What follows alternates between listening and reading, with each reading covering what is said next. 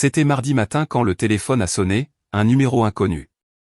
Normalement, je ne réponds pas, mais quelque chose en moi m'a dit que je devais le faire. La voix à l'autre bout était gentille, mais ce qu'il m'a dit m'a glacé le sang.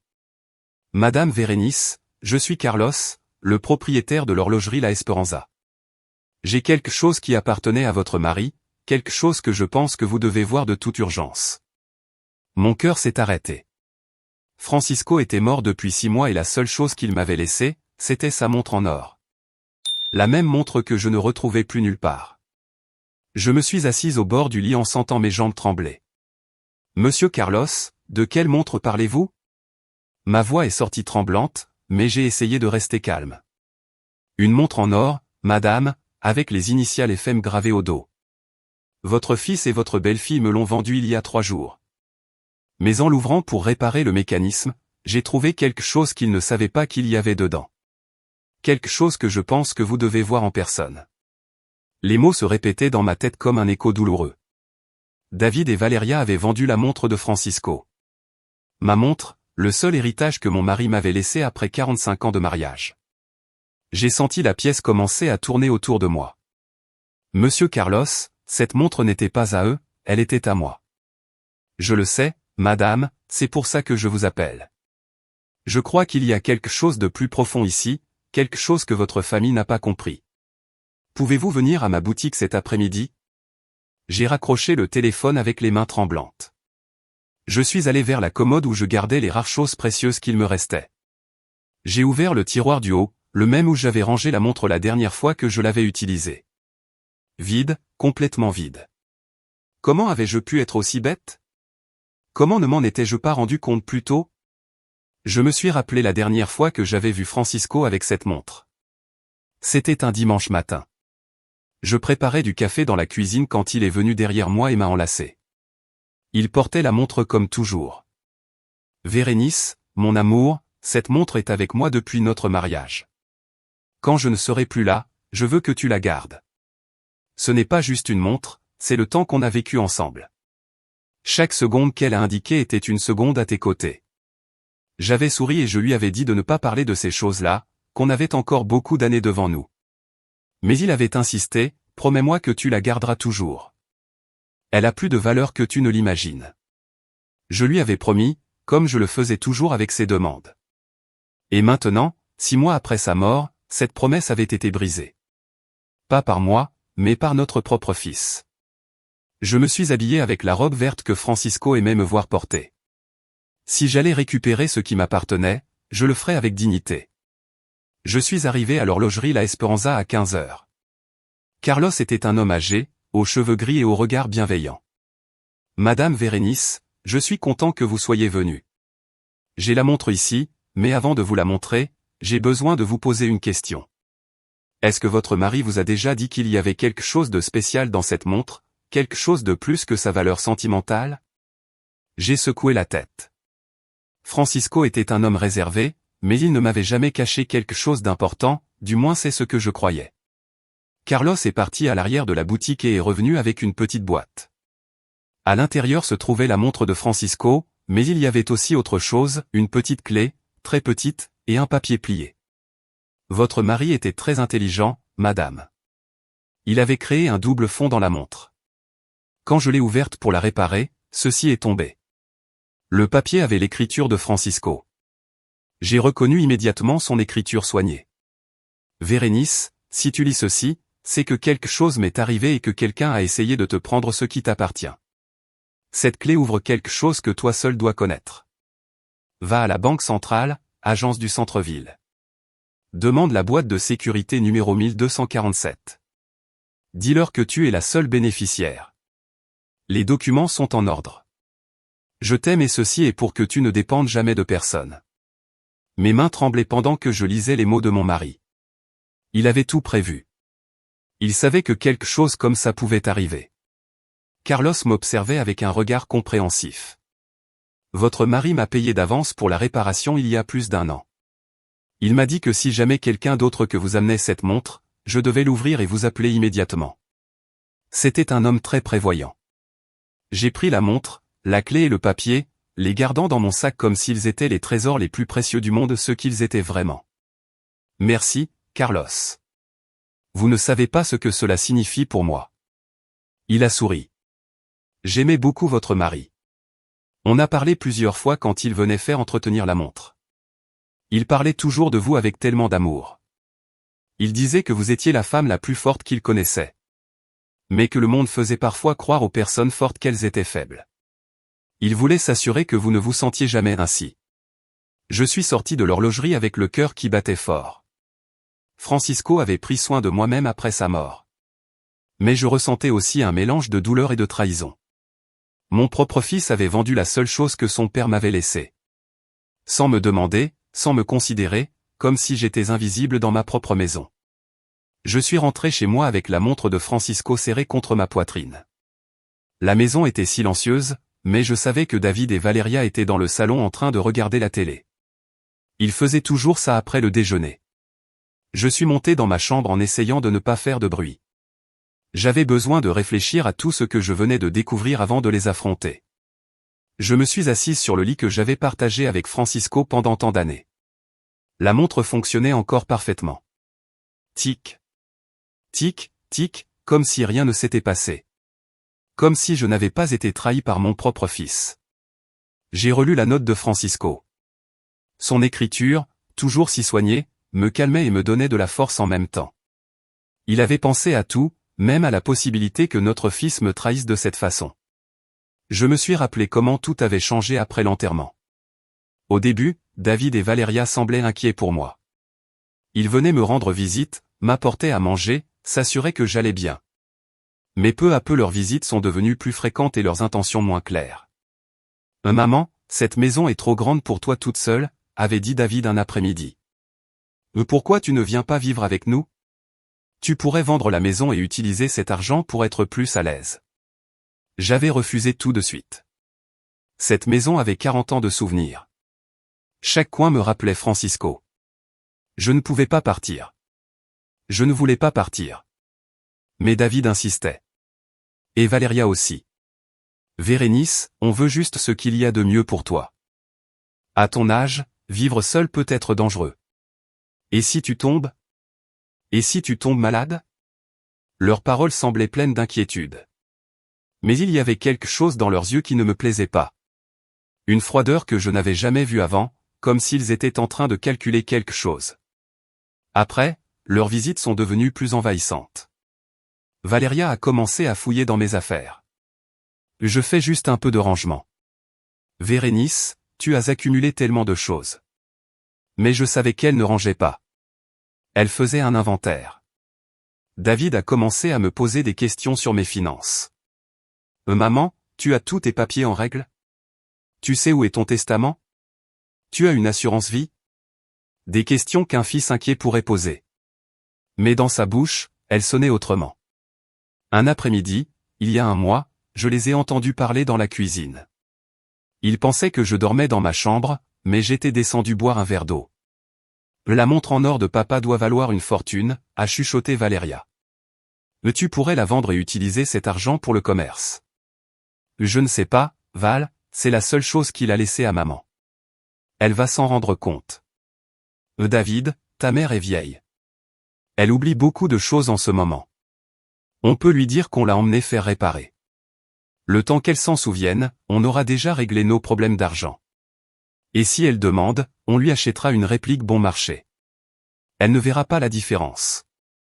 Je suis resté figé en entendant ma belle-fille planifier comment me voler. Et le pire, c'est que mon propre fils y pensait sérieusement. Je suis remonté dans ma chambre en silence, le cœur brisé. Cette nuit-là, j'ai rangé la montre dans le tiroir de ma commode, pensant qu'elle serait en sécurité là. Quel idiote j'avais été, quel aveugle j'avais été pendant tous ces mois. Maintenant, assise sur mon lit avec la montre retrouvée, je comprenais tout. Ils n'avaient pas vendu la montre par désespoir, ils l'avaient fait par cupidité. Ils avaient planifié de me voler la seule chose que Francisco m'avait laissée. Et ils l'avaient fait avec une froideur qui me glaçait l'âme. J'ai entendu des pas dans l'escalier. David montait vers ma chambre. J'ai vite rangé la montre, la clé et la note dans mon sac. Maman, tu vas bien ? Je t'ai entendu rentrer, mais tu n'es pas descendu nous saluer. J'ai ouvert la porte de ma chambre. David était là avec ce faux sourire que j'avais appris à reconnaître ces derniers mois. Je vais bien, mon fils. Je me reposais juste. Mais tu es allé chez le médecin? On t'a vu sortir ce matin. Je suis allé faire des courses. Ce n'était pas un mensonge. J'étais allé récupérer ce qui m'appartenait. David a hoché la tête, mais ses yeux ont scruté ma chambre. Comme s'il cherchait quelque chose ou vérifiait que quelque chose était toujours là. Maman, Valéria et moi avons réfléchi. On pense que tu devrais vraiment envisager de venir vivre avec nous. Cette maison est trop grande pour toi. On en a déjà parlé, David. Je ne vais pas déménager. Mais maman, réfléchis. Tu pourrais vendre la maison, investir cet argent et vivre tranquille avec nous. On s'occuperait de tout. De tout? Comme vous vous êtes occupé de la montre de ton père? David devint tout pâle. Pendant un instant, son masque est tombé et j'ai vu la panique dans ses yeux. Quelle montre, maman? La montre en or de ton père, celle qu'il m'a laissée en héritage. Celle qui n'est plus dans ma commode. Maman, je ne vois pas de quoi tu parles. David, ne me mens pas. Je sais que vous l'avez vendue. Je sais que vous l'avez vendue sans rien me dire. Je sais que vous avez pensé que j'étais trop vieille et trop bête pour m'en rendre compte. Mon fils est resté silencieux. Son visage est passé de la panique à la défense. Maman, nous, on voulait juste aider. L'entreprise traverse une période difficile. On avait besoin d'argent et toi, tu ne portais jamais cette montre. On s'est dit que ça ne te manquerait pas. Que ça ne me manquerait pas? C'était la seule chose que ton père m'avait laissée, la seule chose que j'avais de lui. Maman, n'exagère pas, papa t'a laissé cette maison, ces souvenirs, c'est... Ton père m'a laissé cette montre, il me l'a mise dans les mains la veille de sa mort. Il m'a fait promettre de toujours en prendre soin, et toi tu viens me dire que ça ne me manquerait pas. David baissa la tête. Maman, je suis désolé, mais c'est déjà fait. On avait besoin de cet argent. C'est déjà fait? C'est tout ce que tu as à dire. Maman, quand l'entreprise ira mieux, on t'achètera une autre montre, une plus belle. Je l'ai regardé dans les yeux. Cet homme en face de moi n'était plus mon fils. C'était un étranger. Un étranger qui avait vécu dans ma maison pendant des mois en planifiant comment me voler. David. Descends et dis à Valéria de monter avec toi. On doit parler. Maman, ce n'est pas nécessaire maintenant. David. Ma voix est sortie avec une fermeté que je n'avais pas utilisée depuis des années. David a sursauté et est sorti de la chambre sans rien dire. Pendant que j'attendais, j'ai sorti la montre de mon sac. Je l'ai mise à mon poignet, là où elle avait toujours dû être, là où Francisco voulait qu'elle soit. J'ai entendu des pas dans l'escalier. Cette fois, c'étaient 2 paires de pieds. David et Valéria montaient ensemble. Il lui avait sûrement déjà dit que je savais tout. Je me suis mise devant la fenêtre, leur tournant le dos quand ils sont entrés dans ma chambre. Je voulais qu'ils voient ce qu'ils avaient fait. Je voulais qu'ils voient une femme qui n'allait plus se laisser traiter comme si elle était invisible. Vérénice, David m'a dit que tu es fâchée à cause de la montre, dit Valéria avec cette voix douce et fausse que j'avais appris à détester. Je me suis retourné lentement. Ils étaient tous les deux debout à l'entrée de ma chambre comme des enfants pris en train de faire une bêtise. Fâché. Vous croyez que je suis fâché? Ma voix était calme, mais je sentais que chaque mot était rempli d'une dignité que j'avais oubliée. Vérénice, on peut expliquer. Il n'y a rien à expliquer, Valéria. Vous êtes entrée dans ma chambre, vous avez pris ce qui n'était pas à vous et vous l'avez vendu. Tout ce que je veux savoir, c'est si vous avez vraiment pensé que j'étais assez bête pour ne pas m'en rendre compte. David et Valéria se sont regardés. À ce moment-là, j'ai compris qu'ils avaient fait exactement ça. Ils avaient parié sur ma faiblesse, sur ma vieillesse, sur ma prétendue confusion. Vous savez ce qui me fait le plus mal? Ce n'est pas que vous ayez vendu la montre. C'est que vous ayez pensé que vous pouviez le faire. Valéria a été la première à rompre le silence. Sa voix n'avait plus cette fausse douceur habituelle. Elle sonnait maintenant irritée, comme si c'était moi la fautive. Vérénice, dramatise pas. Ce n'était qu'une vieille montre. On a des dépenses, des responsabilités. L'entreprise traverse une crise et on avait besoin de cet argent. Juste une vieille montre. J'ai répété ces mots lentement, sentant que chaque syllabe me blessait. C'était ça pour vous. Juste une vieille montre. David a fait un pas en avant. Maman, Valéria a raison. On a une entreprise à faire tourner, des employés à payer. Toi, tu es déjà à la retraite, tu n'as plus ces soucis-là. Je les ai regardés tous les deux, mon fils et ma belle-fille, deux personnes qui avaient mangé à ma table pendant des années. Qui avaient reçu mon amour, ma nourriture, mes soins quand ils étaient malades. Et là, ils justifiaient pourquoi ils avaient le droit de me voler. Valéria a soupiré avec exaspération. Vérénice, soyons réalistes. Tu vis dans une maison trop grande pour toi. Tu ne travailles pas, tu ne produis rien. C'est nous qui devons assurer l'avenir de cette famille. Ces mots m'ont frappé comme des gifles. Je ne travaille pas, je ne produis rien. Comme si les 45 ans passés à m'occuper de Francisco, à élever David, à entretenir cette maison ne comptaient pas. Comme si toute ma vie n'avait servi à rien. Ah, je vois. Comme je ne produis rien, vous avez le droit de prendre le peu qu'il me reste. C'est pas ça, maman. David a essayé de paraître conciliant. C'est que, tu as déjà vécu ta vie. Nous, on commence la nôtre. C'est normal que les générations plus âgées aident les plus jeunes. Aider? Vous appelez ça aider, voler? Valéria a levé les yeux au ciel. On n'a rien volé, Vérénice. La montre était là à prendre la poussière. Au moins, nous, on en a fait bon usage de l'argent. Un usage productif, oui, pour le business, pour générer plus d'argent, pour sécuriser votre avenir. Et mon avenir à moi, ma sécurité, ça ne compte pas? David a soupiré. Maman, tu as ta pension, tu as cette maison, tu n'as pas besoin de plus. Qui décide de ce dont j'ai besoin? Vous. Vérénice, soyons pratiques. Valéria a croisé les bras. Tu ne vas pas te remarier. Tu ne vas pas avoir d'autres enfants.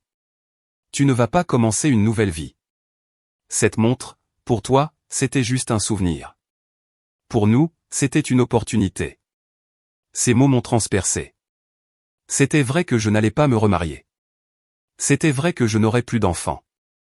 Mais ça ne voulait pas dire que ma vie était finie. Ça ne voulait pas dire que je n'avais pas le droit de garder les souvenirs de la seule vie que j'avais eue. Tu sais quoi, Valéria? Tu as raison. Je ne vais pas me remarier. Mais cette montre n'était pas juste un souvenir. C'était la preuve que quelqu'un m'avait aimé. C'était la preuve que ma vie avait compté pour quelqu'un. Maman, papa t'aimait énormément. Ça ne changera jamais. Tu n'as pas besoin d'une montre pour t'en souvenir. David, tu ne comprends pas. Quand on vieillit, quand on devient invisible pour le monde, ce sont ces petites choses qui te rappellent qu'un jour, tu as compté pour quelqu'un. Valéria a soufflé bruyamment. Oh là là, Vérénice, tu es tellement dramatique. Tu n'es pas invisible. Tu es là, tu vas bien. Tu as une famille. J'ai une famille. Une famille qui entre dans ma chambre et prend ce qu'elle veut. Une famille qui décide pour moi ce dont j'ai besoin ou pas. Une famille qui me ment en face. On ne t'a pas menti, dit David. On ne t'a juste rien dit parce qu'on savait que tu allais réagir comme ça. Comme ça, en exagérant, en faisant un drame pour quelque chose qui n'était pas si grave. Je suis resté silencieuse un instant. J'ai regardé mon fils. Il croyait vraiment ce qu'il disait. Il pensait vraiment que mes sentiments ne comptaient pas, que ma douleur n'était pas importante. David, tu te souviens quand tu avais 8 ans et que tu avais perdu ton ballon de foot préféré? Quel rapport? Tu te souviens comme tu as pleuré? Tu te souviens comme ton père et moi avons tout fait pour le retrouver? Tu te souviens comme on a cherché partout dans le quartier jusqu'à ce qu'on le retrouve? Oui, je me souviens. Pourquoi tu crois qu'on a fait ça? Ce n'était qu'un ballon. On aurait pu t'en acheter un autre. David s'est tu. On l'a fait parce que pour toi, c'était important. Parce qu'on comprenait que ce ballon avait une valeur spéciale pour toi. Ce n'était pas important pour nous, mais pour toi, c'était ton trésor. Maman, ce n'est pas pareil. Pourquoi ce n'est pas pareil? Parce que maintenant, c'est moi qui souffre. Parce que maintenant, c'est moi qui ai perdu quelque chose d'important. Valéria a soupiré avec impatience. Vérénice, tu compares un truc d'enfant à une situation d'adulte? Nous, on a des responsabilités réelles. Et mes sentiments ne sont pas réels? Tes sentiments sont basés sur le passé. Les nôtres sont tournés vers l'avenir. Je l'ai regardé droit dans les yeux. Cette femme était entrée dans ma famille, avait mangé à ma table, avait reçu mon affection pendant des années. Et maintenant, elle me disait que mes sentiments ne comptaient pas parce qu'ils étaient tournés vers le passé. Valéria, tu sais quelle est la différence entre toi et moi? Laquelle? C'est que moi, j'ai construit mon passé avec de l'amour. Et toi, tu construis ton avenir avec des vols. Son visage est devenu rouge de colère. Comment tu oses? On n'est pas des voleurs. Ah non? Comment tu appelles le fait de prendre quelque chose qui ne t'appartient pas sans permission? C'est différent. On est une famille. Être une famille te donne le droit de voler? David est intervenu. Maman, ça suffit. Ce qui est fait est fait. On ne peut pas revenir en arrière. Tu as raison, David. Vous ne pouvez pas revenir dans le passé. Mais vous pouvez rendre la montre. Comment on va la rendre? On l'a déjà vendue. Alors rachetez-la. Valéria a ri sarcastiquement. Avec quel argent? On t'a déjà dit qu'on est en crise. Avec l'argent que vous avez eu en la vendant. Cet argent, on l'a déjà utilisé pour le commerce. Il est déjà investi. Alors désinvestissez-le. Ce n'est pas si simple, Vérénice. L'argent est déjà engagé. Je les ai regardés tous les deux. Ils ne comprenaient vraiment pas la gravité de ce qu'ils avaient fait. Ils croyaient vraiment qu'ils avaient le droit de décider pour ma vie, mes affaires, mes émotions. Vous savez ce qui me fait le plus mal dans tout ça? Ils sont restés silencieux. Ce n'est pas que vous ayez vendu la montre. C'est que vous n'ayez même pas pensé à me demander. C'est que vous ayez cru que mes sentiments ne comptaient pas. C'est que vous ayez décidé à ma place ce qui était important et ce qui ne l'était pas. Maman? Si on t'avait demandé, tu aurais dit non. Et ça ne vous dit rien? Ça ne vous fait pas penser que peut-être vous n'aviez pas le droit de le prendre? David baissa la tête. Pour la première fois depuis le début de cette conversation, il avait l'air vraiment désolé. Maman, je suis désolé. Vraiment, je suis désolé, mais on ne peut plus changer ce qui s'est passé. Tu as raison, David. Vous ne pouvez plus changer ce qui s'est passé. Mais vous pouvez décider de ce que vous allez faire maintenant. Qu'est-ce que tu veux qu'on fasse? Je veux que vous reconnaissiez que ce que vous avez fait était mal. Je veux que vous compreniez que vous m'avez blessé. Et je veux que vous me rendiez ma montre. Valéria soupira. Vérénice, on t'a déjà dit que l'argent est déjà dépensé. On ne peut pas racheter la montre. Alors trouvez un moyen. Et si on ne peut pas? Je l'ai regardé droit dans les yeux. Alors vous allez devoir vivre avec les conséquences de ce que vous avez fait. Qu'est-ce que tu veux dire? Je veux dire que les actions ont des conséquences et que vous allez devoir affronter les vôtres. Le silence après mes mots fut assourdissant. David et Valéria se regardèrent comme s'ils attendaient que l'autre parle. Mais aucun ne dit rien. Finalement, Valéria rompit le silence avec un rire amer. Des conséquences. Qu'est-ce que tu vas faire, Vérénice? Nous mettre à la porte? Ne plus nous parler? Soyons réalistes. Tu as plus besoin de nous que nous avons besoin de toi. Ces mots m'ont frappé comme un coup de poing dans le ventre. Mais cette fois, au lieu de me faire mal, ils m'ont donné une clarté que je n'avais pas eue depuis des mois. J'ai besoin de vous. Pourquoi exactement? Pour tout, Vérénice. Pour t'emmener chez le médecin quand tu es malade. Pour t'aider à porter les courses lourdes. Pour prendre soin de toi quand tu ne pourras plus le faire seul. Ah, je vois. Vous vous occupez de moi en échange de pouvoir faire ce que vous voulez avec mes affaires. David intervint rapidement. Maman, ce n'est pas ce que Valéria voulait dire. Ah non? Alors explique-moi ce qu'elle voulait dire. Elle voulait dire qu'on est une famille, qu'on prend soin les uns des autres. Prendre soin les uns des autres, ça inclut voler? Valéria leva encore les yeux au ciel. Vérénice, tu peux arrêter d'utiliser ce mot. On n'a rien volé. On a pris quelque chose qui appartenait à la famille. Et on l'a utilisé pour le bien de la famille. Pour le bien de la famille ou pour votre bien à vous? C'est la même chose. Non, Valéria, ce n'est pas la même chose. Parce que moi aussi je fais partie de cette famille. Et moi, ça ne m'a pas aidé, ça m'a blessé.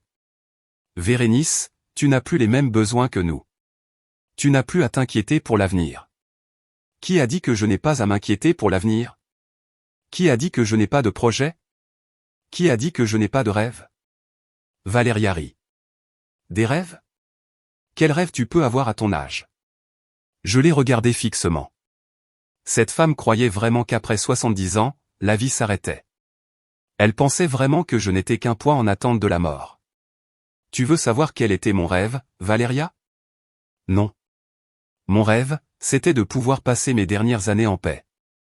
Dans la maison que j'ai construite avec Francisco. Entouré de l'amour de ma famille.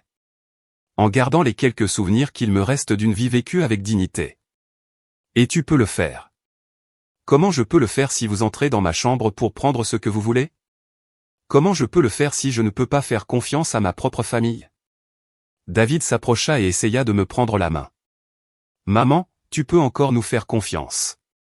J'ai retiré ma main. David, la confiance, c'est quelque chose qui se construit jour après jour. Et vous l'avez détruite en un seul acte. On peut la reconstruire. Comment? En nous donnant une autre chance. Une autre chance? Pourquoi? Pour que vous décidiez encore une fois ce dont j'ai besoin ou pas. Pour que vous repreniez ce que vous voulez quand ça vous arrange. Valéria soupira avec exaspération. Vérénice, tu exagères trop. C'est arrivé qu'une seule fois. Une seule fois? Et ça rend la chose moins grave? Moins définitive? Valéria, tu as une paire de boucles d'oreilles qui appartenaient à ta mère. Oui, j'ai ces boucles d'oreilles en perles. Et comment tu te sentirais si j'entrais dans ta chambre? Que je les prenais et que je les vendais pour payer quelque chose dont j'ai besoin. C'est différent. Pourquoi c'est différent? Parce que ma mère est encore vivante. Ah, donc parce que Francisco est mort, ce qu'il m'a laissé n'a plus de valeur sentimentale. Ce n'est pas ça. Alors c'est quoi? Valéria se tut. Elle n'avait pas de réponse. Parce qu'elle savait qu'il n'y avait pas de justification à ce qu'ils avaient fait. Tu sais ce qui me dérange le plus, Valéria? Ce n'est pas que tu ne comprennes pas la valeur sentimentale des choses. C'est que tu fais semblant de ne pas la comprendre. Je fais semblant de rien. Si, tu fais semblant. Parce que tu es une femme. Parce que tu es une épouse. Parce qu'un jour tu seras veuve. Et quand ce jour viendra, tu comprendras exactement ce que je ressens maintenant. Ça n'arrivera pas avant des années.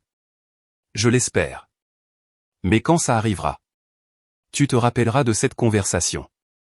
Et tu comprendras que ce que vous avez fait aujourd'hui, ce n'était pas juste prendre une montre. C'était prendre ma dignité. David s'assit au bord de mon lit.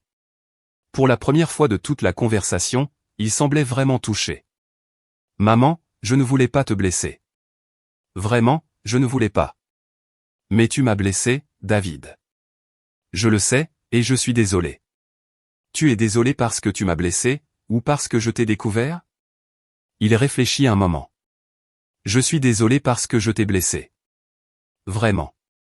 Oui. Alors, prouve-le. Comment? Rends-moi ma montre. Maman, on t'a déjà dit qu'on ne peut pas. Vous ne pouvez pas ou vous ne voulez pas. Valéria intervint encore. On ne peut pas, Vérénice. L'argent est déjà investi dans l'entreprise. Si on le retire maintenant, on perd tout. Alors vous allez devoir décider ce qui est le plus important. Votre entreprise ou votre famille. Pourquoi il faut choisir entre l'un ou l'autre? Parce que c'est vous qui en avez fait un choix. Quand vous avez décidé de vendre ma montre sans me le demander. David se leva. Maman, s'il te plaît. Il doit bien y avoir une autre solution. Laquelle? Je ne sais pas, mais quelque chose. David, la solution est simple. Rendez-moi ce qui est à moi. Et si on t'achetait une autre montre? Une plus jolie, plus moderne? Je l'ai regardé avec une tristesse profonde. Il ne comprenait vraiment pas. Après toute cette conversation. Il ne comprenait toujours pas que ce n'était pas juste une montre. C'était ce qu'elle représentait. David, si je brûlais toutes tes photos d'enfance. Tu serais content si je t'achetais un nouvel album avec des photos d'autres enfants? Non, bien sûr que non. Pourquoi pas? Parce que ces photos ont une valeur sentimentale. Elles ne peuvent pas être remplacées. Exactement. Et la montre de ton père non plus. Valéria soupira. D'accord, Vérénice. On comprend que la montre avait une valeur sentimentale. Mais elle est déjà vendue. On ne peut pas changer ça. La seule chose qu'on peut faire, c'est aller de l'avant. Aller de l'avant comme si rien ne s'était passé? Comme une famille qui fait des erreurs. Mais qui se pardonne? Valéria, le pardon, c'est quelque chose qui se demande, pas qui se réclame. On te demande pardon. Non, vous me demandez d'accepter. D'accepter ce que vous avez fait et de faire comme si rien n'était arrivé. Qu'est-ce que tu veux qu'on fasse de plus? Je veux que vous compreniez qu'il y a des choses qu'on ne peut pas défaire. Je veux que vous compreniez qu'il y a des blessures que les mots ne guérissent pas. Et je veux que vous compreniez qu'à partir de maintenant, les choses vont changer. Changer comment? Changer parce que je ne vais plus être la vieille idiote qu'on peut manipuler. Changer parce que vous ne déciderez plus à ma place. Changer parce que vous n'aurez plus libre accès à ma vie, à ma maison, à mes affaires. David s'inquiéta. Maman, qu'est-ce que tu veux dire? Je veux dire que vous allez devoir regagner ma confiance. Et que ça ne va pas être facile. Comment on peut regagner ta confiance? C'est une question à laquelle vous devrez répondre. Je ne vais plus vous dire quoi faire. Je ne vais plus vous simplifier les choses. À partir de maintenant, vous allez devoir me prouver que je mérite votre respect. Valéria croisa les bras. Et en attendant? Tu vas nous punir comme des enfants? Je ne vais pas vous punir, Valéria. Je vais juste me protéger. Te protéger de quoi? De ce que vous me blessiez à nouveau. Le silence remplit la pièce à nouveau. Nous sommes restés là, tous les trois, dans ma chambre. En sachant que quelque chose avait changé pour toujours. Que les choses ne seraient plus jamais comme avant. Parce que, pour la première fois depuis des mois, je n'étais plus la victime. Et eux n'étaient plus ceux qui contrôlaient tout. Je crois qu'il est temps que vous partiez, dis-je finalement. Tu nous mets dehors? Je vous demande de partir pour aujourd'hui. Je pense qu'on a assez parlé. David et Valéria se dirigèrent vers la porte. Avant de sortir, David se retourna. Maman, ça ne peut pas se terminer comme ça. David, ça se terminera comme vous déciderez que ça se termine. Et avec ça, ils partirent. Je refermai la porte derrière eux et je restai seul dans ma chambre. Je restai seul dans ma chambre. Écoutant les pas de David et Valéria descendant les escaliers. J'ai entendu la porte d'entrée se fermer plus fort que nécessaire. Puis, le silence total. Je me suis assise sur mon lit. Et j'ai ressorti la montre de Francisco de mon sac. Je l'ai tenue dans mes mains, sentant son poids familier. Elle fonctionnait encore parfaitement. Comme si les derniers jours n'étaient jamais arrivés. Comme si elle n'avait pas été trahie par des mains qui étaient censées la protéger. Mais quelque chose avait changé en moi. Pour la première fois depuis des mois. Je ne me sentais plus comme une victime.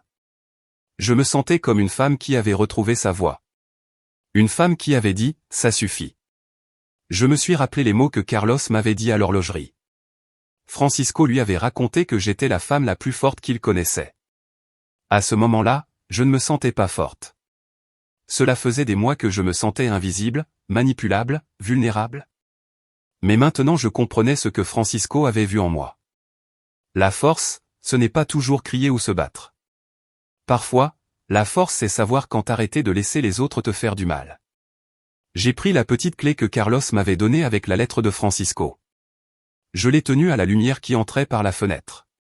Elle était si petite, mais d'après les mots de mon mari. Elle ouvrait quelque chose d'important. Va à la Banque Centrale, agence du centre. Demande. La boîte de sécurité numéro 1247. Francisco avait tout prévu. Il savait qu'un jour je pourrais avoir besoin d'être indépendante. Il savait qu'un jour, ma propre famille pourrait me trahir. J'ai regardé l'heure. Il était 17 heures. La banque serait fermée jusqu'au lendemain. Mais ce n'était pas grave. J'avais attendu 6 mois sans savoir que cette boîte existait. Je pouvais bien attendre une nuit de plus. Ce soir-là, je ne suis pas descendu dîner. Je n'avais pas faim et je ne voulais pas risquer de croiser David et Valéria s'ils revenaient. Depuis ma fenêtre, je les ai vus arriver vers 20 heures. Je les ai entendus parler dans le salon, mais je ne comprenais pas les mots. Vers 21h, j'ai entendu des pas dans l'escalier. Quelqu'un montait vers ma chambre. Les pas étaient légers. Valéria a frappé doucement à la porte. Vérénice, je peux entrer? Non, s'il te plaît. J'ai besoin de te parler. On a déjà assez parlé pour aujourd'hui. Vérénice, s'il te plaît, juste 5 minutes. Non, Valéria. Je l'ai entendu rester debout derrière ma porte pendant plusieurs minutes. Puis ses pas se sont éloignés. 1 heure plus tard, j'ai entendu d'autres pas. Cette fois, c'était David. Maman, c'est moi. On peut parler demain? David. Maman, s'il te plaît, je n'aime pas laisser les choses comme ça. Moi non plus, je n'ai pas aimé que vous vendiez ma montre, mais c'est arrivé. Maman, ne sois pas comme ça. Comme ça comment? Ferme? Décidé? Avec des limites? Froide comme ça, David? Je ne suis pas froide, je suis claire. Il est resté silencieux un moment. Tu ne m'aimes plus, maman? Cette question m'a transpercé le cœur. David, aimer et laisser quelqu'un te faire du mal sont 2 choses différentes. Je ne veux pas te blesser. Mais tu l'as fait. C'était une erreur. C'était une décision, et les décisions ont des conséquences. Et quelles seront les conséquences? On verra ça demain. Qu'est-ce que tu vas faire demain? Je vais commencer à prendre soin de moi-même. Qu'est-ce que ça veut dire? Ça veut dire que je ne vais plus attendre que vous vous occupiez de moi. Je vais prendre mes propres décisions concernant ma vie. Maman, tu me fais peur. Je ne te fais pas peur, David. Je te préviens. Après ça, je n'ai plus entendu de pas. La maison est redevenue silencieuse. Cette nuit-là, je n'ai pas pu dormir. Pas à cause de l'anxiété ou de la peur. Mais à cause d'un étrange sentiment de liberté que je n'avais pas ressenti depuis des années. Comme si je portais un poids sans m'en rendre compte et que je l'avais enfin posé. À 6 heures du matin, je me suis levé, j'ai pris ma douche et je me suis habillé avec ma plus belle robe. La rouge que Francisco m'avait offerte pour notre dernier anniversaire. Si j'allais découvrir ce que mon mari m'avait laissé. Je voulais le faire en me sentant comme la femme qu'il avait aimée. J'ai pris mon petit déjeuner seul dans la cuisine. David et Valéria dormaient encore. J'ai laissé un mot sur la table. Je suis sorti faire des courses. Vérénice. La banque centrale ouvrait à 9h. Je suis arrivé à 9h05. Bonjour. Je viens pour une boîte de sécurité. Le numéro 1247. L'employé, une jeune femme aux cheveux châtains et au sourire gentil, m'a demandé ma pièce d'identité et la clé.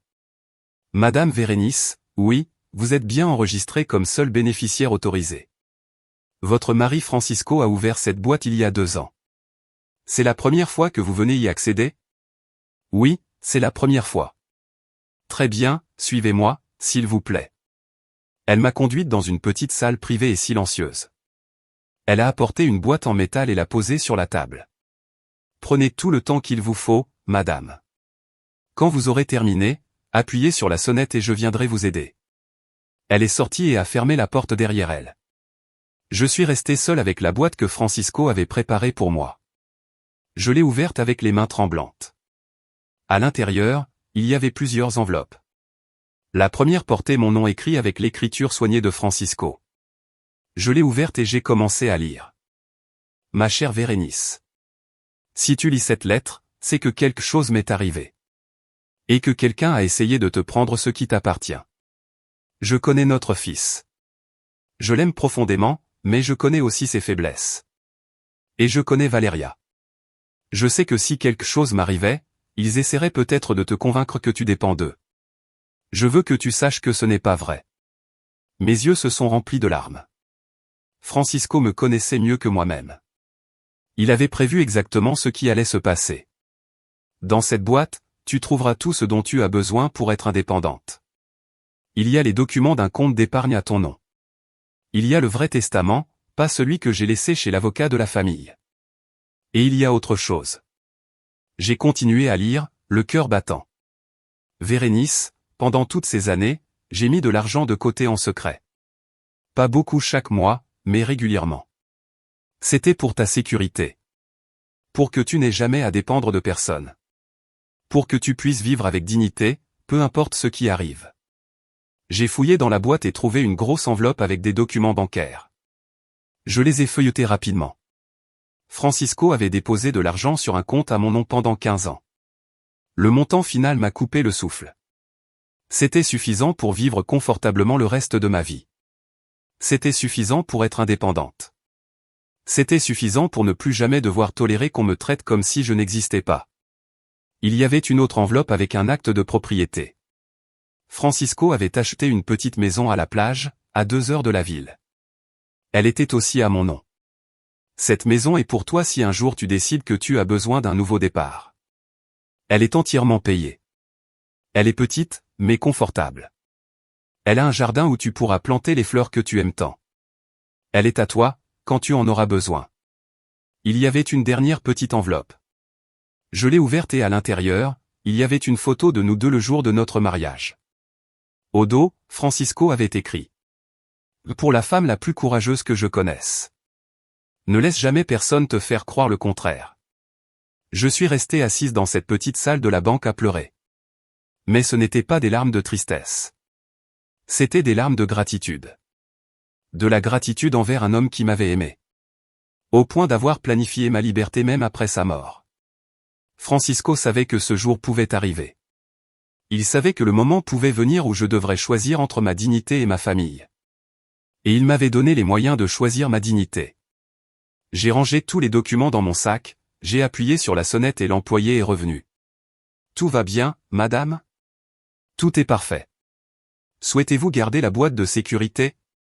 Non, je n'en ai plus besoin. Je suis sorti de la banque en me sentant comme une femme différente. Je n'étais plus la même Vérénice que celle qui était entrée ce matin-là. J'étais une femme avec des options. Une femme avec du pouvoir. Une femme qui pouvait prendre ses propres décisions. J'ai marché dans les rues du centre en pensant à tout ce que je venais de découvrir. Francisco ne m'avait pas seulement laissé de l'argent. Il m'avait laissé la liberté. Il m'avait laissé la possibilité de vivre sans peur. Sans manipulation. Sans avoir à supporter le manque de respect. Mais il m'avait aussi laissé une décision à prendre. Qu'est-ce que j'allais faire de cette nouvelle réalité ? Quand je suis arrivé à la maison. David et Valeria étaient dans le salon, m'attendant. Ils avaient l'air anxieux, comme s'ils s'étaient disputés depuis leur réveil. « Maman, où étais-tu ? Tu nous as inquiétés, dit David en se levant. Je faisais des courses, comme je l'ai écrit dans le mot que j'ai laissé. Et quel genre de courses ? Demanda Valeria, méfiante. Des courses personnelles. Je me dirigeais vers l'escalier pour monter dans ma chambre. Mais David me coupa le chemin. Maman, on doit parler. Valeria et moi avons beaucoup réfléchi cette nuit à ce qui s'est passé hier. Ah oui ? Et à quelle conclusion êtes-vous arrivés ? On pense qu'on doit trouver une solution qui fonctionne pour tout le monde. Pour tout le monde, ou pour vous ? Valeria s'approcha. Vérénice, on veut te dédommager pour la montre. On a trouvé un moyen de te rendre l'argent. Comment ? On pourrait demander un prêt aux parents de Valeria, dit David. Et on t'achètera une montre identique à celle qu'on a vendue. Je les ai regardés tous les deux. Ils ne comprenaient toujours pas. Après tout ce qui s'était passé. Ils pensaient encore qu'il s'agissait d'argent. David, Valeria, asseyez-vous, s'il vous plaît.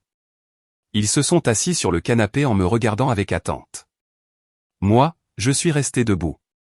Vous pensez vraiment que tout ça, c'est une question d'argent ? Ce n'est pas une question d'argent, demanda Valeria. Non, Valeria, ce n'est pas une question d'argent. Alors c'est une question de quoi ? C'est une question de respect. Une question de confiance. C'est une question du fait que vous m'avez traité comme si j'étais invisible dans ma propre maison.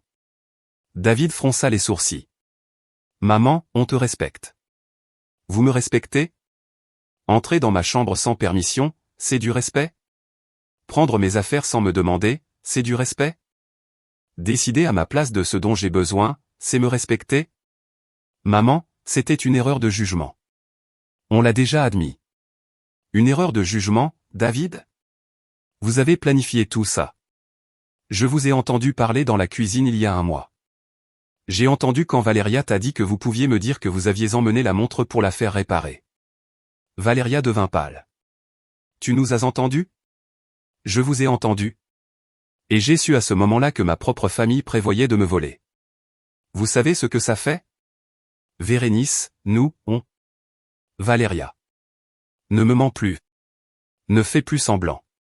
Je sais exactement ce que vous avez pensé de moi. Je sais exactement comment vous me voyez. Comment on te voit? Comme un fardeau, comme une vieille qui ne sert plus à rien. Comme quelqu'un dont la vie ne compte pas. Comme quelqu'un qu'on peut manipuler facilement.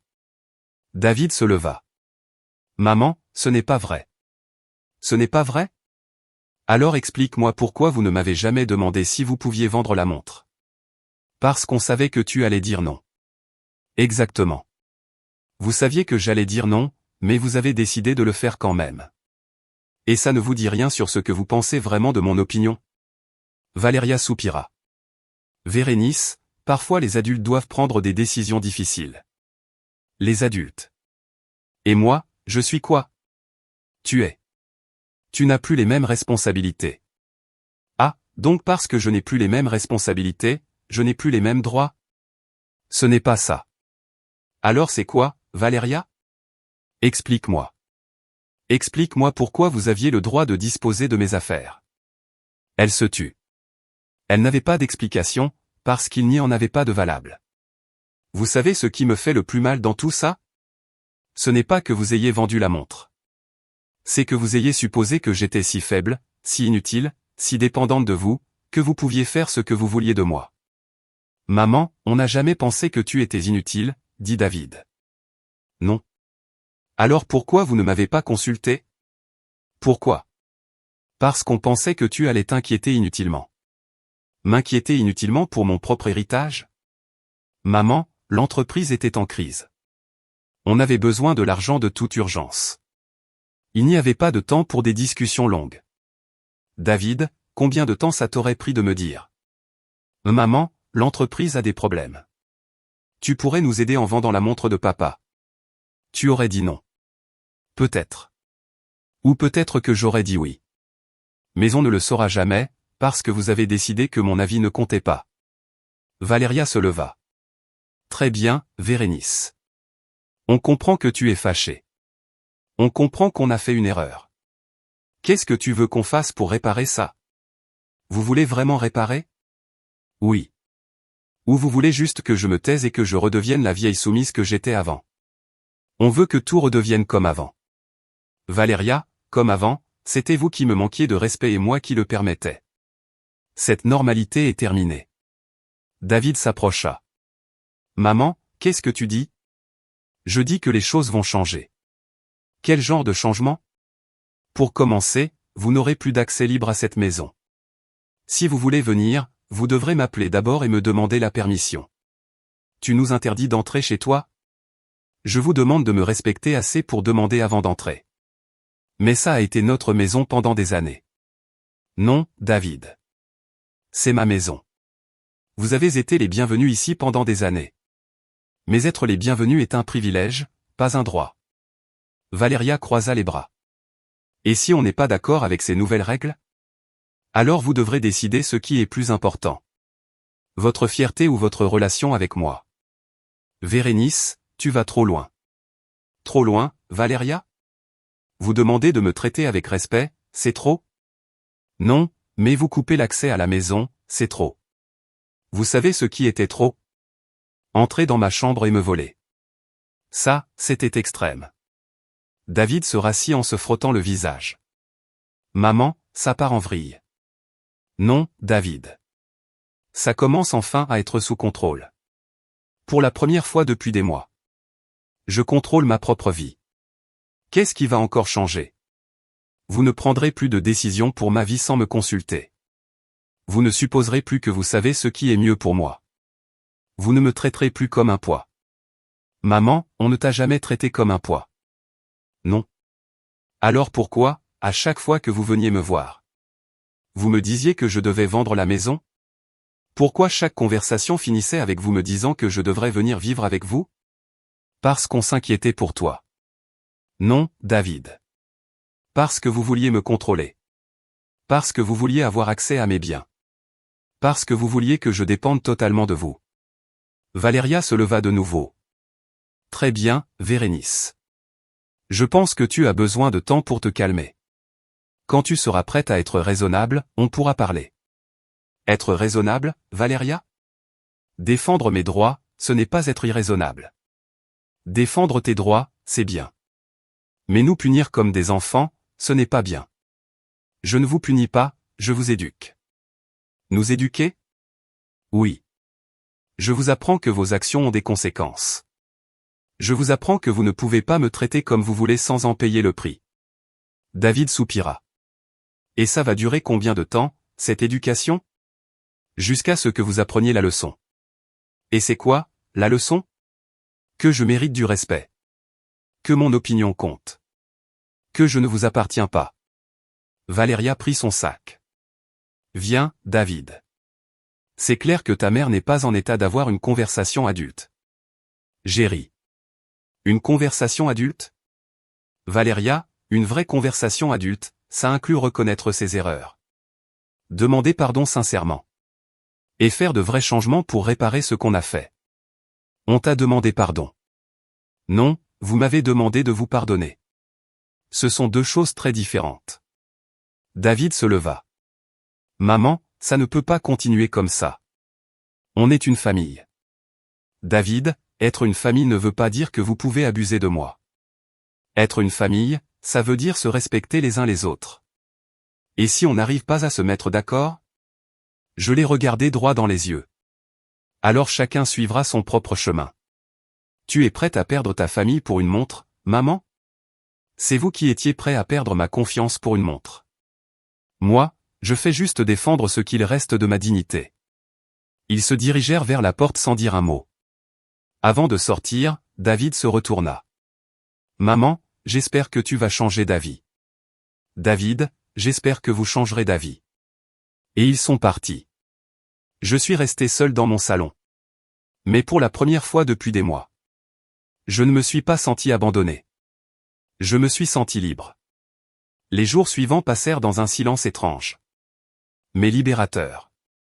David et Valéria ne sont pas venus. Ils n'ont pas appelé. C'était comme s'ils avaient décidé de me faire le silence radio. En espérant que je cède en premier. Mais pour la première fois depuis des années. Le silence ne me dérangeait pas. Au contraire, il me laissait de l'espace pour penser. Pour planifier. Pour imaginer comment je voulais vivre le reste de ma vie. J'ai sorti les documents que Francisco m'avait laissés. Et je les ai étudiés attentivement. La maison à la plage était petite, mais magnifique. Sur les photos de l'acte de propriété, on voyait une maison charmante avec un jardin donnant directement sur la mer. Francisco avait fait un bon choix. Le compte bancaire contenait assez d'argent pour que je vive confortablement sans dépendre de personne.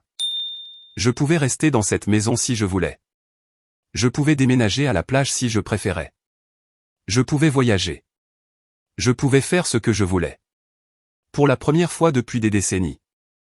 J'avais de vraies options. Le mercredi après-midi, j'ai décidé d'appeler un taxi. Et d'aller voir la maison à la plage. J'avais besoin de la voir de mes propres yeux. Le trajet a duré exactement 2 heures. Le chauffeur, un homme âgé nommé Louis, était bavard et gentil. Vacances, madame? D'une certaine façon, oui. C'est bien. À notre âge, il faut profiter de la vie, non? Vous avez raison, Louis. Vous avez bien raison.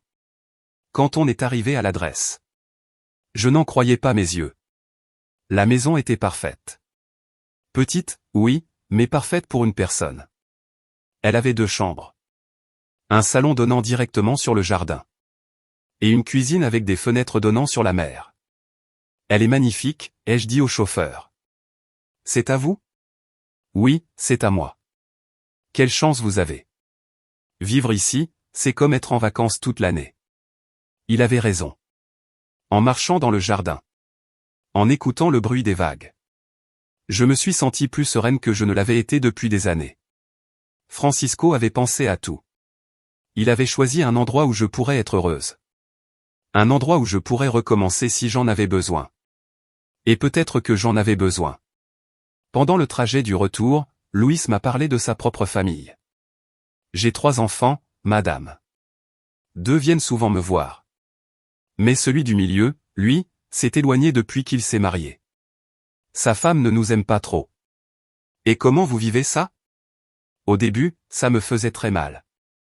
Mais ensuite j'ai compris qu'on ne peut pas forcer les gens à nous aimer. Même pas ses enfants. Le vrai amour doit être libre. Ces paroles sont restées dans mon esprit pendant tout le trajet retour. Quand je suis arrivé chez moi, il y avait une camionnette inconnue garée devant.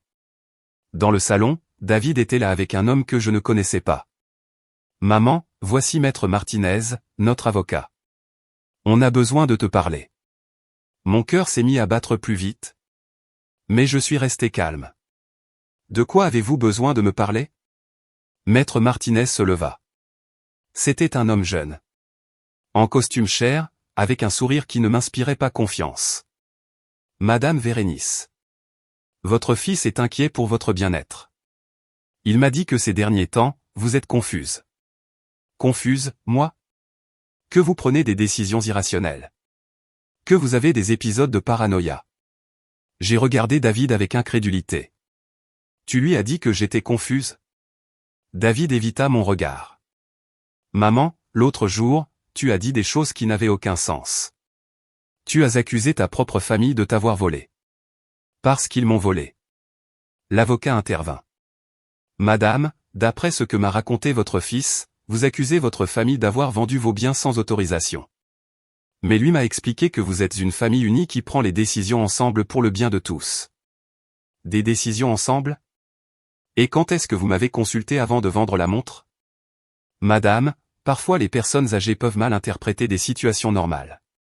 Maître Martinez, quel âge avez-vous? 32 ans, madame. 32 ans. Et vous osez me dire, à moi qui ai 74 ans, que j'ai mal interprété une situation normale? Madame, ce n'est pas à cause de votre âge, c'est parce que... Parce que quoi? À cause de ma supposée confusion?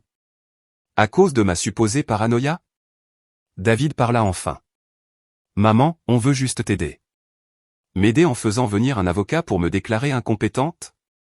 Personne n'a parlé de te déclarer incompétente. Alors pourquoi Maître est-il ici? L'avocat s'éclaircit la gorge. Madame Vérénice, votre fils envisage de demander une évaluation psychiatrique pour assurer votre bien-être. Une évaluation psychiatrique pour assurer mon bien-être, ou pour assurer le sien? Maman, s'il te plaît. David, tu crois vraiment que je suis folle? Je ne crois pas que tu sois folle. Je crois que tu es confuse. Confuse à propos de quoi? À propos de ce qui s'est passé avec la montre, à propos de notre discussion l'autre jour, à propos de tout. Je me suis assise dans mon fauteuil préféré. Celui dans lequel Francisco et moi avions passé tant d'après-midi à discuter, à faire des projets pour l'avenir. Le fauteuil depuis lequel j'avais vu grandir David. Maître Martinez, puis-je vous poser quelques questions? Bien sûr, madame. Pensez-vous qu'une personne de 74 ans a le droit de décider de ses propres affaires? Eh bien, oui, tant qu'elle est en pleine possession de ses facultés mentales. Et vous pensez que défendre mes droits signifie que je ne suis pas en pleine possession de mes moyens? Pas forcément. Mais, maître, mon fils vous a dit qu'on m'avait volé une montre. Est-ce vrai ou faux? David se tendit. Maman? David, laisse le maître répondre. Maître, mon fils vous a dit que lui et sa femme avaient vendu ma montre sans ma permission. L'avocat regarda David nerveusement. Eh bien, il m'a dit qu'ils avaient pris une décision familiale. Une décision familiale sans inclure la propriétaire de l'objet? Vous trouvez ça normal? Madame, si je comprends bien, vous vivez ensemble? Non, maître. Ils ne vivent pas avec moi. Ils viennent me rendre visite. C'est ma maison. Maman, s'il te plaît, ne complique pas les choses. Compliquer les choses, David? Appeler les choses par leur nom, c'est compliqué? Je me suis levé et je suis allé à mon bureau. J'ai sorti les documents que Francisco m'avait laissés. Maître Martinez, pouvez-vous me dire si ces documents sont en ordre? Je lui ai tendu les papiers du compte bancaire et du titre de propriété de la maison à la plage. L'avocat les examina soigneusement. Son expression passa peu à peu de condescendante à surprise. Madame, ces documents sont parfaitement en ordre. Ils sont très importants.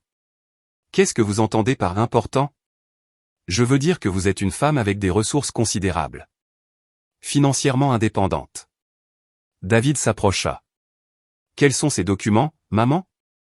Ce sont les papiers que ton père m'a laissés. Les documents que j'ai trouvés grâce à ce que vous avez fait en vendant ma montre. Qu'est-ce que tu veux dire? Je veux dire que ton père savait que ça pouvait arriver. Qu'il savait que vous pourriez essayer de me manipuler. Et il m'a laissé les moyens d'être indépendante. Je lui ai brièvement raconté l'histoire de la montre, de l'horlogerie, de la boîte de sécurité. David devenait de plus en plus pâle à chaque mot. Maître Martinez rangea les documents et me les rendit. Madame Vérénice, il est clair que vous êtes en parfaite santé mentale. Et que vous avez les ressources pour vivre de façon autonome. Merci, maître. David, je crois qu'il y a eu un malentendu. Votre mère n'a besoin d'aucune évaluation. David resta silencieux. Son plan avait totalement échoué. Maître, combien je vous dois pour la consultation? Ne vous inquiétez pas, madame, ce n'est pas facturé. J'insiste. Non, vraiment, il n'y a eu aucun service rendu. Il partit, nous laissant seuls, David et moi. Maman, je ne savais pas pour ces documents. Non, tu ne savais pas parce que tu pensais que j'étais une vieille pauvre et dépendante. Qu'on pouvait manipuler facilement. Ce n'est pas ça. Non. Alors c'était quoi? Pourquoi as-tu amené un avocat pour me faire passer pour incompétente? Parce que je pensais que tu agissais bizarrement. Bizarrement? Me défendre, c'est agir bizarrement? C'est que tu n'avais jamais été aussi ferme. Et ça t'a fait peur. Oui. David, tu sais pourquoi je n'ai jamais été aussi ferme? Pourquoi?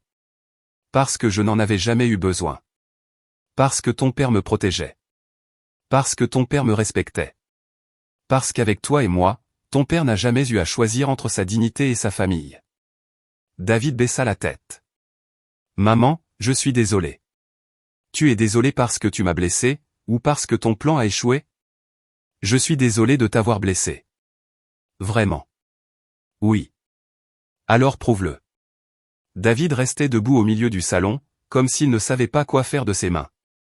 De son corps, de sa honte. Comment je peux te le prouver, maman?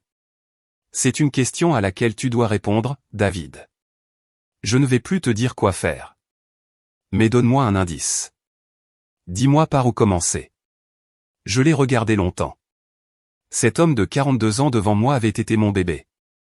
L'enfant que j'avais porté des nuits entières quand il avait de la fièvre. L'adolescent que j'aidais à faire ses devoirs. Le jeune homme à qui j'ai donné des conseils quand il est tombé amoureux de Valéria. À quel moment est-il devenu cet étranger qui croyait avoir le droit de gérer ma vie? David, assieds-toi. Il s'est assis sur le canapé comme un enfant qui s'attend à se faire gronder. Tu te souviens, quand tu avais 12 ans, et que tu as perdu ton vélo? Oui. Tu te souviens de ce qui s'est passé? Un garçon plus grand me l'a pris au parc. Et qu'as-tu fait? Je suis rentré à la maison en pleurant. Et moi, qu'ai-je fait? Tu es sorti avec moi pour aller chercher le garçon. On l'a trouvé et tu lui as dit de me rendre mon vélo. Et qu'ai-je fait d'autre? David réfléchit un moment. Tu m'as dit d'apprendre à me défendre tout seul. Que personne n'avait le droit de prendre ce qui m'appartenait. Exact. Je t'ai appris que défendre ce qui est à toi, ce n'est pas être méchant, c'est être courageux. Alors, David, pourquoi tu penses que c'est mal que je défende ce qui est à moi? Ce n'est pas mal, maman. C'est juste que je ne pensais pas que tu t'en rendrais compte. Tu ne pensais pas que je m'en rendrais compte? Ou tu espérais que je ne m'en rendrais pas compte? J'espérais que tu ne t'en rendes pas compte. Pourquoi? Parce que je savais que tu allais te fâcher. Et ça ne t'a pas fait réfléchir? Le fait de savoir que ça allait me fâcher ne t'a pas fait penser que tu ne devrais peut-être pas le faire? David se passa les mains dans les cheveux. Si, ça aurait dû me faire réfléchir. Mais tu l'as fait quand même. Oui. Pourquoi? Parce que j'étais désespéré. L'entreprise allait mal. On avait des dettes et j'ai pensé que tu ne comprendrais pas. Tu as pensé que je ne comprendrais pas que vous aviez besoin d'argent? J'ai pensé que tu ne comprendrais pas que c'était une urgence. David, est-ce que je t'ai déjà refusé de l'aide quand tu en avais vraiment besoin? Il se tut. Quand tu t'es marié et que vous aviez besoin d'argent pour la compte de votre maison, qu'est-ce que j'ai fait? Tu m'as donné l'argent. Sans poser de questions. Sans poser de questions. Quand Valéria est tombée enceinte, puis a perdu le bébé et que vous aviez besoin d'argent pour les frais médicaux, qu'est-ce que j'ai fait? Tu m'as donné l'argent. Sans poser de questions. Sans poser de questions. Alors pourquoi cette fois, tu ne m'as rien demandé? David soupira profondément. Parce que cette fois ce n'était pas juste de l'argent. C'était beaucoup d'argent. Et je savais que tu allais demander pourquoi on en avait besoin. Et c'est mal? Ce n'est pas mal, mais on avait honte. Honte de quoi? Honte que l'entreprise aille si mal. Honte d'avoir pris de mauvaises décisions. Honte de devoir te demander de l'aide encore une fois. David, vous avez préféré me voler plutôt que d'avoir honte. Ce n'était pas du vol, maman. Comment tu appelles le fait de prendre quelque chose qui ne t'appartient pas, sans demander la permission? C'était une décision désespérée. Une décision désespérée, ce serait venir me voir, m'expliquer la situation et me demander de l'aide. Ce que vous avez fait, c'est une décision égoïste. Tu as raison. Tu penses vraiment que j'ai raison, ou tu me dis juste ce que tu crois que je veux entendre? Je pense vraiment que tu as raison. Alors, qu'est-ce que tu vas faire à ce sujet? David resta silencieux pendant plusieurs minutes. Je voyais qu'il luttait intérieurement, essayant de trouver les bons mots. Je ne sais pas, maman. Je ne sais pas comment réparer ça. Tu veux vraiment réparer les choses? Oui. Ou tu veux juste que tout redevienne comme avant pour te sentir mieux? Je veux vraiment réparer. Très bien. Alors, commençons par le début. Quel est le début? Le début, c'est que tu reconnaisses ce que vous avez vraiment fait. Sans excuse, sans justification, sans minimiser. David inspira profondément. D'accord. Valéria et moi sommes entrés dans ta chambre sans permission. Nous avons pris ta montre sans te demander. Nous l'avons vendue sans te consulter. Nous t'avons menti sur ce qui s'était passé. Et quand tu nous as confrontés, nous avons essayé de justifier nos actions au lieu d'assumer la responsabilité. Et comment tu te sens par rapport à ça? Je me sens horrible. Je me sens comme quelqu'un que je n'aime pas être. Pourquoi ça te fait te sentir comme ça? Parce que j'ai blessé la personne qui m'a le plus aimé dans ma vie. Parce que j'ai trahi la confiance de la femme qui m'a tout donné. Parce que je me suis comporté comme un voleur. J'ai vu des larmes dans ses yeux. C'étaient les premières larmes sincères que je voyais depuis que tout ce problème avait commencé. David, tu comprends pourquoi je ne peux pas simplement pardonner et oublier? Oui. Je comprends. Tu comprends pourquoi j'ai besoin que les choses changent? Oui. Tu comprends pourquoi je ne peux plus vous faire confiance comme avant? Oui, je comprends. Bien. Ça, c'est la première étape. Quelle est la deuxième étape? La deuxième étape, c'est que tu parles avec Valéria, que tu lui expliques ce que tu viens de comprendre. Et que vous décidiez tous les deux si vous êtes prêts à faire les changements nécessaires pour reconstruire cette relation. Quel genre de changement? Ça, c'est à vous de décider, mais ce doivent être de vrais changements, pas des promesses en l'air. David se leva. Je peux te poser une question, maman? Bien sûr. Est-ce qu'il y a une chance que les choses redeviennent comme avant? Non, David. Les choses ne redeviendront jamais comme avant.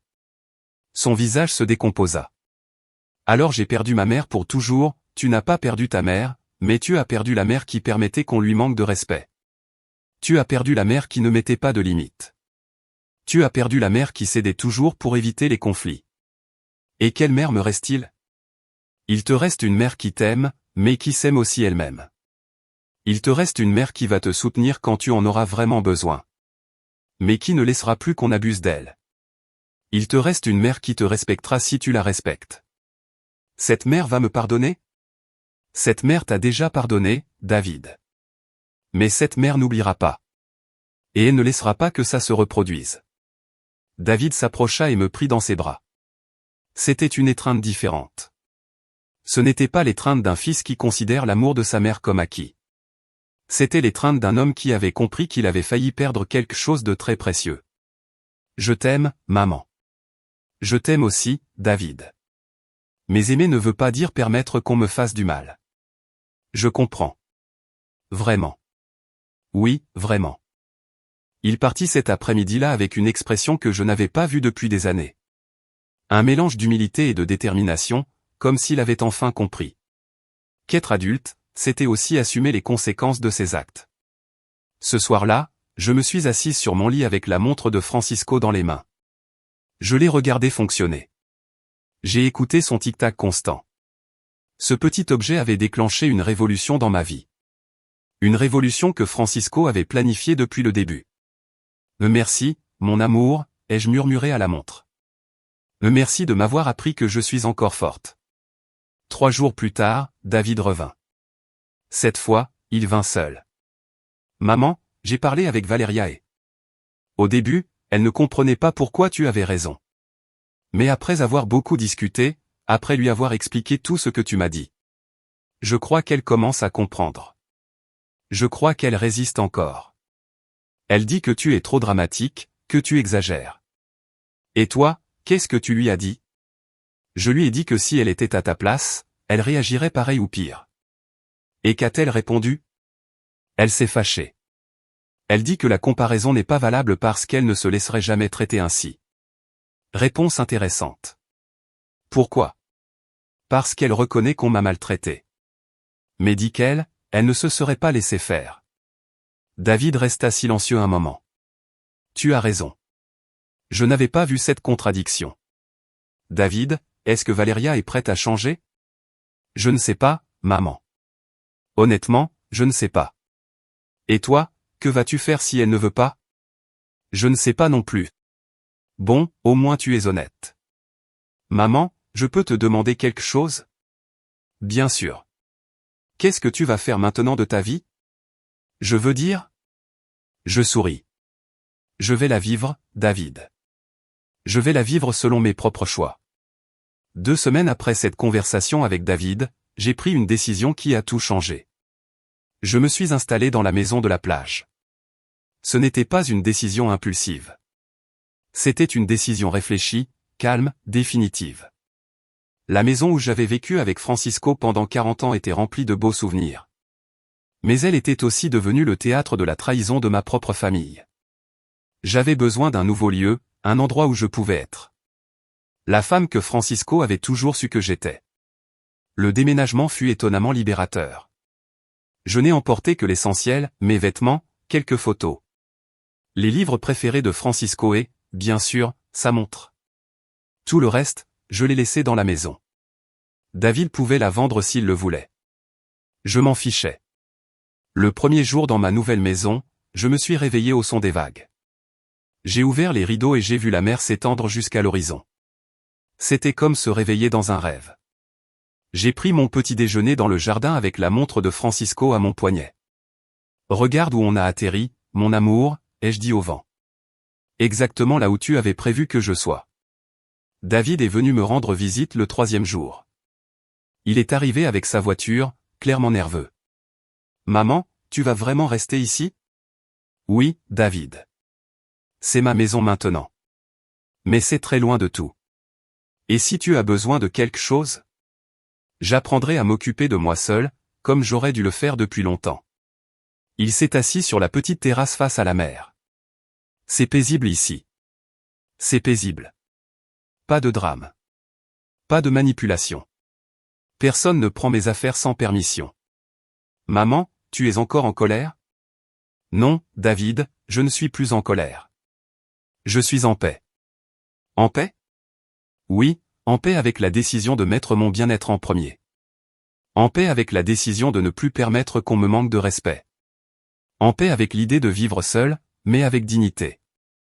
David regarda la mer. Valeria et moi, on peut venir te rendre visite? Valeria comprend pourquoi tu es parti? Elle commence à comprendre. Elle commence? Elle dit qu'elle a peut-être mal réagi. Qu'elle n'a peut-être pas compris l'importance de la montre pour toi. Peut-être. Maman, Valeria est fière. Elle a du mal à reconnaître quand elle se trompe. David, moi aussi je suis fier. Mais j'ai appris que la fierté ne vaut pas plus que la dignité. Que doit faire Valéria pour que tu lui pardonnes? Elle n'a pas besoin que je lui pardonne, David. Elle doit se pardonner elle-même. Elle doit comprendre que ce qu'elle a fait était mal. Elle doit décider quel genre de personne elle veut être. Et en attendant? En attendant, je vais être heureuse ici, avec ou sans vous. Cet après-midi-là, après que David est parti, je me suis promené sur la plage. C'était une plage petite, tranquille, fréquentée surtout par des pêcheurs locaux. Et quelques familles du coin. Une vieille dame qui vivait dans la maison voisine s'est approchée de moi. Vous devez être la nouvelle voisine. Je suis Martha. Enchantée, Martha. Je suis Vérénice. Vous êtes venue passer quelques jours de vacances? Non, je me suis installée ici définitivement. C'est merveilleux. Il manquait quelqu'un dans cette maison. Votre mari venait de temps en temps. Mais il avait toujours l'air triste parce qu'elle était vide. Vous connaissiez mon mari? Bien sûr. Francisco était un homme très aimable. Il me demandait toujours comment allait le jardin, si la maison tenait bien. Il disait qu'un jour, sa femme viendrait vivre ici. Il disait vraiment ça? Très souvent. Il disait que vous étiez une femme très forte. Mais que le monde ne vous laissait pas toujours l'être. Il disait que cette maison était pour quand vous seriez prête à être libre. Je suis resté sans mots. Francisco avait compris mon avenir mieux que moi-même. Vous aimeriez prendre un café demain, m'a demandé Martha. Je pourrais vous raconter plus de choses sur Francisco et sur le quartier. J'adorerais. Ce soir-là, je me suis assise sur la terrasse à regarder les étoiles. C'était la première fois depuis des années que je me sentais complètement maîtresse de ma vie. Je n'attendais plus que quelqu'un arrive. Je ne m'inquiétais plus que quelqu'un prenne quelque chose dans ma chambre. Je ne marchais plus sur des œufs pour éviter les conflits. J'étais simplement moi. Le lendemain, Martha est venue prendre le café. Elle m'a raconté que Francisco venait tous les 2 ou 3 mois pour vérifier la maison. Qu'il parlait toujours de moi avec beaucoup d'amour et d'admiration. Il disait que vous aviez beaucoup sacrifié pour la famille. Que vous aviez été une si bonne mère et épouse que vous oubliez parfois d'être simplement Vérénice. Il a dit ça? Oui. Et il disait que cette maison était pour quand vous vous souviendriez de qui vous étiez. Avant d'être mère et épouse. Ces mots m'ont touché en plein cœur. Francisco m'avait connu mieux que personne. Il avait vu ce que j'avais perdu de moi-même au fil des années. Une semaine plus tard, David est revenu. Cette fois, il est venu avec Valéria. Ils avaient l'air mal à l'aise, mais ils étaient venus. Vérénice, dit Valéria d'une voix que je n'avais jamais entendue. Une voix sans arrogance. Je suis venu m'excuser. T'excuser pourquoi, précisément? Pour avoir pris ta montre sans permission, pour l'avoir vendue sans te consulter. Pour t'avoir traité comme si tes sentiments ne comptaient pas. Et pourquoi tu t'excuses maintenant? Parce que David m'a fait comprendre quelque chose. Quoi donc? Il m'a demandé comment je me sentirais si ma belle-mère entrait chez moi. Et vendait les boucles d'oreilles de ma mère pour payer ses dépenses. Et comment te sentirais-tu? Furieuse, trahie, et manquée de respect. Et j'ai compris que c'est exactement ce qu'on t'a fait. Pour la première fois depuis que tout ce problème avait commencé, Valéria semblait sincère. Valéria, tu comprends pourquoi je me suis installée ici? Je comprends que tu avais besoin d'espace. Je comprends que tu ne pouvais plus vivre dans un endroit où on t'avait manqué de respect. Et tu comprends que ce n'était pas juste à cause d'une montre? Je comprends que c'était bien plus que ça. C'était le fait de te traiter comme si tu étais invisible. C'était le fait de croire qu'on pouvait prendre des décisions à ta place. C'était le fait de ne pas prendre en compte ce que tu ressentais. Je suis resté silencieuse un moment, en l'observant. Elle semblait vraiment désolée. Qu'est-ce que vous allez faire différemment maintenant? David parla en premier.